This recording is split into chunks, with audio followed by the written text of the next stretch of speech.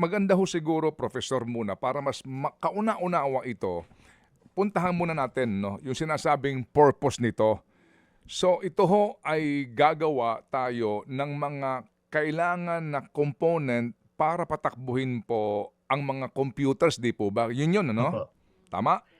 So ito po yung paggawa ng mga computer chips, yung Mhm. mga parts Okay, para sa okay. computer chips, Opo. at gagawin natin supposedly dun sa mineral processing dito sa ah, Clark. Okay, kasi ang kanilang sales stock na nagbago din kinalaunan ay sa halip na ang ating mga raw materials, yung mga minerals natin ay dito natin kinukuha at ine-export lang for processing. Hindi. Ngayon, tayo na mismo. Yun ang sinasabi nila, di ba? Tayo na magpoproseso nito. Pero nung aming tinatanong na nga, paano proseso niyan? So may mga tailings yan. So may mga ano yan, may mga toxic waste yan. Nag-iiba nga ang kanila pong sagot dito. So inyo lang pong ipaliwanag sa amin sa pinakasimpleng paraan, yung pong ganun pong mismo na yung raw materials sa kakailanganin nito, ano po itong mga delikado sa ating pong kalikasan at ano po ang inyo pong ginawang pag-aaral doon sa mga bansa na meron na pong ganong ginagawang proseso? 90% po ng rare earth processing ay ginagawa actually sa China. Kaya gusto rin ng US at ng mga alyado nito na magkaroon ng kakayanan para mag-process na to. Um, Ngayon, para makagawa ka ng isang ton, for example, ng rare earth, kailangan mo ng mga 2,000 tons ng mine tailings ang pinoproduce mo doon para makuha lang yon.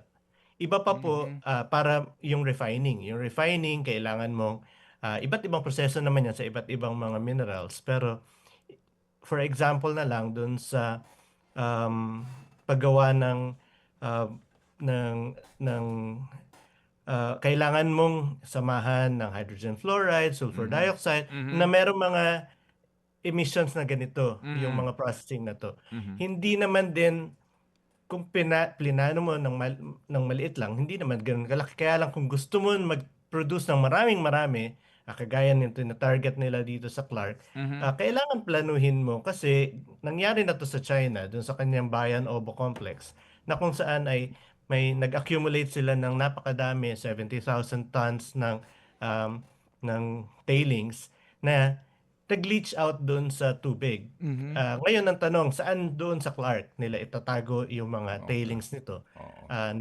Na-identify na ba? Um, Paano na yung mga downstream community sa paligid? Mhm. Nasabi ba kung ano yung magiging epekto nito doon sa tubig nila? Mhm. Um, Yan po yung problema doon sa basta na lang tinatanggap natin yung promise na ganito na magkakaroon ng processing dito ng minerals na yung minerals naman ay hindi doon targeted doon sa pangangailangan ng Pilipino.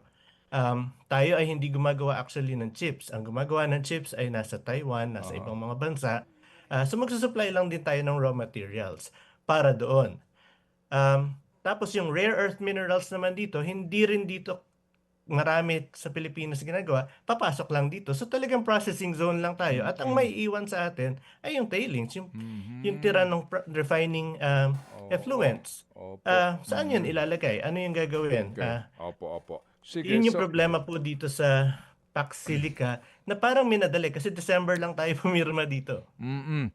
Alam niyo, Sir, Professor, iba ang inyo pong, iba ho ang inyong salaysay sa salaysay nitong BCDA. Oo, magkaiba actually, 'no, sa amin po ngayong pag-aanalisa.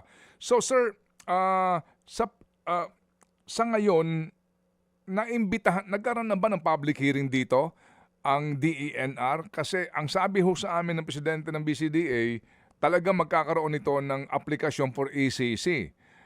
Sa inyo ho bang tingin, kailan po dapat magsimula yung ganong usapin? Ang problema po sinasabi na ng BCDA as if it's a done deal. The president has already talked with the American representatives as if it's a done deal. They are planning to sign it on November 2026 as if it's a done deal. Mhm.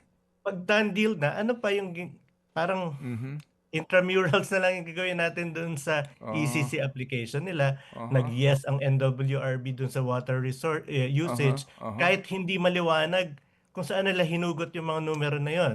Okay. Um, Pag titingnan mo po yung ulan doon sa area ng Clark, hindi naman consistent na sa isang panahon ay malakas ang ulan.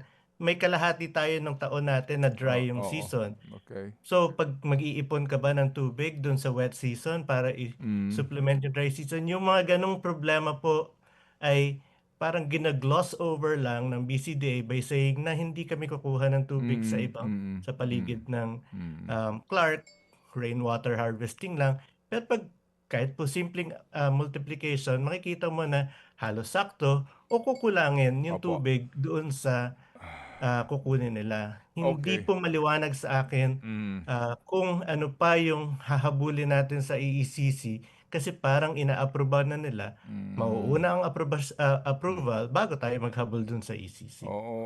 Mga kapatid, patuloy po kayong tumutok sa 105.9 True FM para sa totoong balita, impormasyon, music, and entertainment. Mag-subscribe sa aming YouTube channel at podcast at sundan nyo kami sa Facebook, Instagram, X at TikTok sa True Network PH. Bisitahin din po ang aming official website, truefm.ph. At panoorin din kami sa True TV Signal, Channel 19. Kami po ang 105.9 True FM. Laging true sa'yo, kapatid.